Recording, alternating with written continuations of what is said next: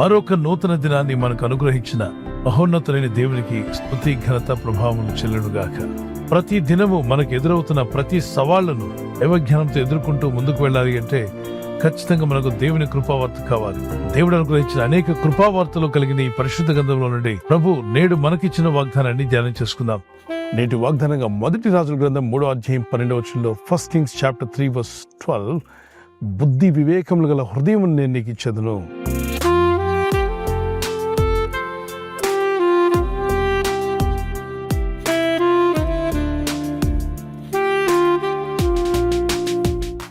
మనం అడిగేటప్పుడు మన ప్రార్థనలు కొన్ని దేవుని సంతోషపరిచేవిగా ఉంటాయి, కొన్ని దేవునికి సంతోషపరిచేవిగా ఉండవు. ఎందుకంటే మన స్వార్థంతో కొన్నిసార్లు అడుగుతూ ఉంటాం. కానీ ఇక్కడ ఈ భక్తుడు అడిగిన ప్రార్థన దేవునికి ఇష్టమైందట. అందుకే అన్నాడు, నీ ప్రార్థన నాకు నచ్చింది. నువ్వేమడిగావంటే నీ శత్రులు ప్రాణం తీయమని నువ్వు అడగల, ఐశ్వర్యం ఇమ్మని నువ్వు అడగల, అంటే ధన సంపదలు ఇమ్మని నువ్వు అడగలేదు. నీకు విరోధంగా ఉన్న శత్రువులను ప్రాణాలు తీసేయమని కూడా నువ్వు అడగల. మరి నువ్వేమడిగావంటే బుద్ధి జ్ఞానం అడుగుతున్నావు. అది నాకు ఇష్టమైన ప్రార్థన. ఇదిగో నేను నీకు ఇవ్వాలనుకుంటున్నాను. బుద్ధి వివేకములు ఇచ్చేటువంటి హృదయాన్ని నేను నీకు ఇస్తాను. మనిషి హృదయంలో అవివేకం ఉందనుకోండి, బుద్ధిహీనుడిగా ఉన్నాడు అనుకోండి, తన అన్ని విషయాలు నష్టపోతూ ఉంటాడు. సమయాన్ని ఎలా వాడుకోవాలో తెలియదు, తన వయసులో ఏ విధంగా ప్రవర్తించాలో తెలియదు, దేవునికి ఇష్టడుగా జీవించరు, పరిస్థితులను అర్థం చేసుకోరు, తల్లిదండ్రుల మీద తిరగబడుతూ ఉంటారు. బుద్ధి లేనితనం. అలాగే టీచర్స్ లెక్చర్స్ చెప్తున్నప్పుడు ఆ మాటలకు లోబడరు, పెద్దల మాటను చెవిని పెట్టరు. వాళ్ళు ఇష్టం వచ్చినట్టుగా విచ్చలవిడిగా తిరిగి లాస్ట్కి నష్టపోయి 35-40కి వచ్చినప్పుడు బాధపడి విచారపడి అరే నా సమయాన్ని వృధా చేసుకున్నాను, నేను అలా డిసిషన్ తీసుకోకుండా ఉండాల్సింది, నేను తప్పుడు నిర్ణయం తీసుకోకుండా ఉండాల్సింది, తప్పుడు సహవాసాల్లోకి వెళ్లకుండా ఉండాల్సింది, నా టైం వేస్ట్ చేసుకున్నానే, నా వాల్యుబుల్ గోల్డెన్ ఆపర్చునిటీని పోగొట్టుకున్నానే అని బాధపడుతున్న వాళ్ళు చాలామంది మా కౌన్సిలింగ్లో వాళ్ళు కన్నీళ్లు పెట్టుకుంటూ ఉంటారు. 10 years బ్యాక్ నా డిసిషన్ సరిగా ఉన్నట్లయితే బాగుండేది. మన తీర్మానాలు సరిగా లేనప్పుడు ఆ ప్రభావం మన మీద పడే అవకాశం ఉంది. బుద్ధి వివేకం గల మనసు ఆ వ్యక్తిని తన సమయాన్ని వాడుకునేలా చేస్తుంది, తనకు మంచి ఆలోచనలు ఇస్తుంది. సామెతలు 24లో జ్ఞానం వల్ల ఇల్లు కట్టబడను, వివేకము ఇంటిని స్థిరపరచును అన్నాడు.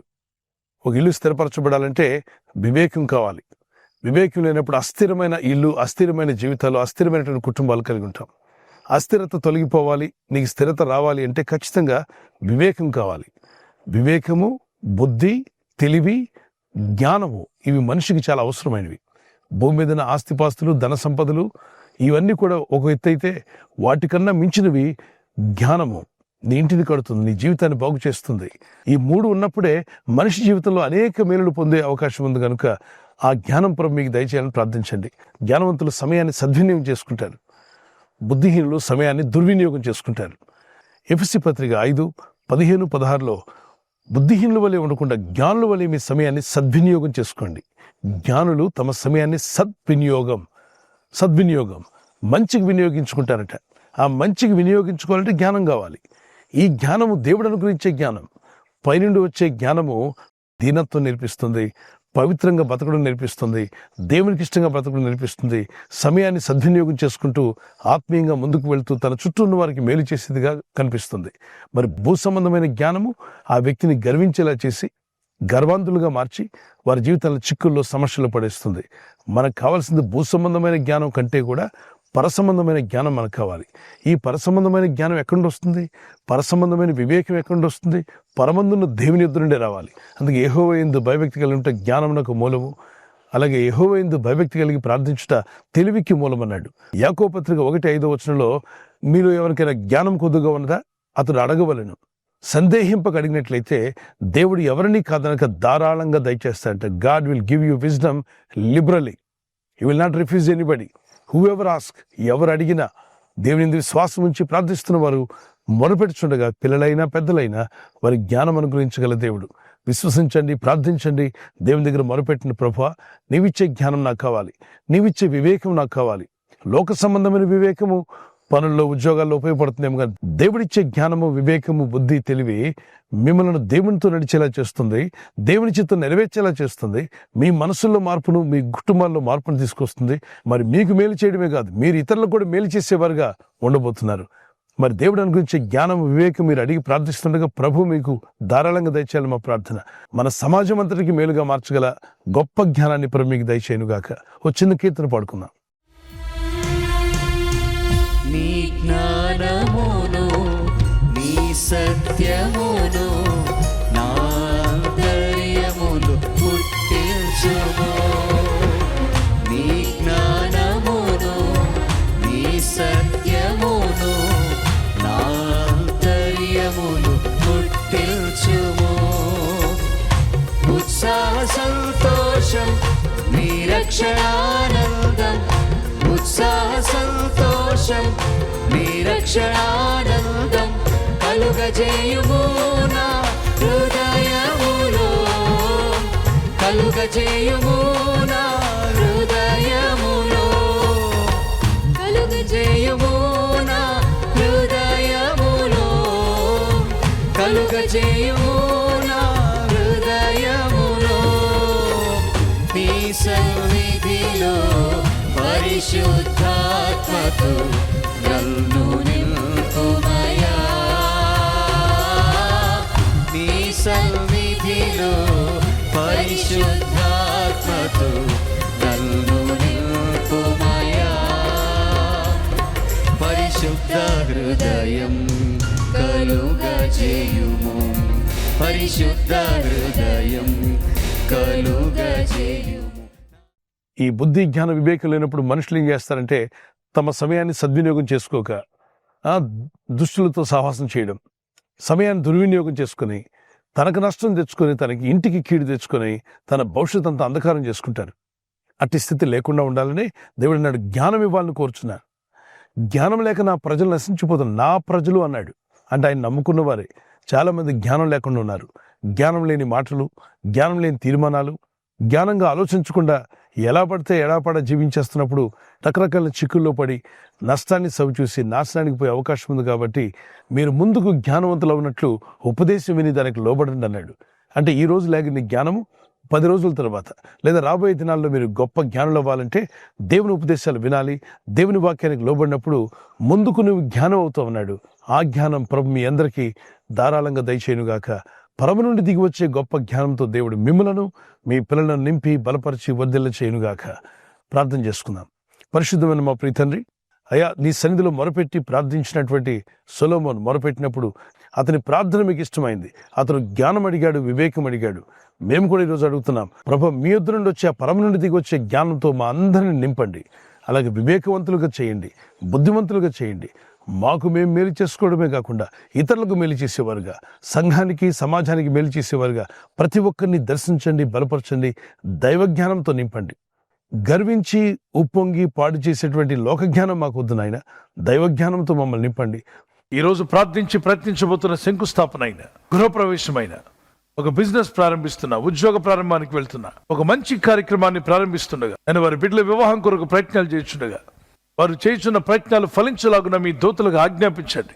ఎవరైనా హాస్పిటల్లో ఉన్నా, ఐసీయూలో ఉన్నా, ప్రభు ఎవరైతే సీరియస్ కండిషన్లో ఉండి బాధపడుతున్నారో వారికి యేసు నామములో స్వస్థతను అనుగ్రహించండి. కృంగిపోయిన వారిని లేవనెత్తండి. మీ గాయపడిన హస్తమును చాపి వారికి ఉన్న సకల రోగాల నుండి విడుదల ఇచ్చేయి. వారిని లేపి నడిపించడాన్ని సాక్షులుగా నిలబెట్టుకోండి. ఈ ఉదయకాలం ప్రతి రోగి యేసు నామములో స్వస్థత నొందునుగాక. తండ్రి, ఈ దినం ఎవరైతే ప్రయాణమై వెళ్ళబోతున్నారో, అది రైలు మార్గమైన, ఆకాశ మార్గమైన, బస్సుల్లో, వాహనాల్లో ఎక్కడ ప్రయాణం చేస్తున్నా, రోడ్డు మార్గంలో ఏ వాహనంలో వారు ప్రయాణం చేస్తున్నా, నీ ప్రజలకు కాపాడే దూతలను పంపండి. పరమందున్న తండ్రి, మీరు అనుగ్రహించే జ్ఞానం మా జీవితాలను వెలిగిస్తుంది, బలపరుస్తుంది. వెలిగే దీపాలు కూడా అనేకులకు వెలుగునందించేవారుగా మమ్మల్ని వాడుకుని మీ రాకడకు మమ్మల్ని సిద్ధపరచమని, మీ చిత్తం మనల్ని నెరవేర్చమని యేసుక్రీస్తు పరిశుద్ధ నామములో ఈ ఉదయకాలం ప్రార్థిస్తూ వీరందరికీ దైవజ్ఞానము, వివేకము అనుగ్రహించి మహిమ పొందుకోమని క్రీస్తు నామములో అడుగుచున్నాను నా పరలోకపు తండ్రి. ఆమేన్, ఆమేన్. మన ప్రభువైన యేసుక్రీస్తు వరకు కృపా సమాధానం మీకు, మీ కుటుంబాలకు సదా తోడేమిని నడిపించునుగాక. ఆమేన్. God bless you. ఈ వాగ్దానం విని ఊరుకోవద్దు.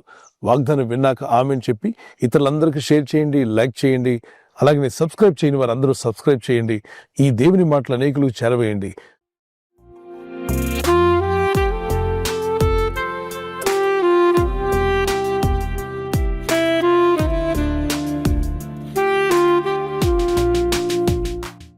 బర్త్డే జరుపుకునే వారికి మరొక వాగ్దానము. Happy birthday to you, many more returns of the day. ప్రభు మిమ్మల్ని దీవించి బలపరచును గాక. నువ్వు పైవాడుగా ఉండవు కానీ క్రిందవాడుగా ఉండవు. You will always be at the top, never at the bottom. దేవుడు నేను ఎప్పుడు పైవానిగా ఉంచాలని కోరుచున్నాడు, not the bottom but on the top. May God bless you with this promise. అయితే మీరు ఆజ్ఞలు గైకొన్నప్పుడు అవి జరుగుతాయి. ప్రార్థించండి, వాక్యానికి లోబడండి, బైబిల్ చదవండి. చిన్నారులు పెద్దలు అన్ని వయసుల వారికి happy birthday to you, many more returns of the day. May the Lord bless you with the showers of blessings. మరి దేవుని కృపలో, ప్రార్థనలో, విశ్వాసంలో ఎదిగి వర్ధలెదురుగాక. God bless you. We're praying for you. Happy anniversary. Those who are celebrating anniversary, may God bless you. Many more returns of the day. May the Lord help you to celebrate. ప్రభు అక్కడ ఆలస్యమైతే silver jubilee, golden jubilee, అలాగే platinum కూడా జరుపుకునే కృప దేవుడు మీకు ఇచ్చునుగాక. నీకు వాగ్దానం 1 యోహాను పత్రిక 2వ అధ్యాయం 17వ వచనం. 1 John chapter 2 verse 17. దేవుని చిత్తంను జరిగించేవాడు నిరంతరము నిలుచును. దేవుని చిత్తం జరిగించేవాడు నిరంతరము నిలుస్తాను. The man who does the will of God lives for ever. మరి ఎల్లప్పుడూ జీవించాలనుకున్నట్లయితే దేవుని చిత్తాన్ని నెరవేర్చే భార్యగా, భర్తగా మీరు ఉండండి. భార్య భర్తకు లోబడాలి, భర్త భార్యను ప్రేమించాలి. మీ ఇద్దరు ఐక్యత కలిగి ఉండడం వల్ల మీ కుటుంబం దీవించబడుతుంది, మీ ఇల్లు దీవించబడుతుంది. దేవునికి ఆనందం, మీకు సంతోషం. God bless you. మీ దాంపత్య జీవితంలో దేవుడు కృపనిచ్చి బలపరిచి సమాధానంతో నడిపించునుగాక. ఆమేన్. విడిపోయిన భార్య భర్తలు ఉంటే కలపబడుదురుగాక, సమాధానం కలుగునుగాక. ఆమేన్.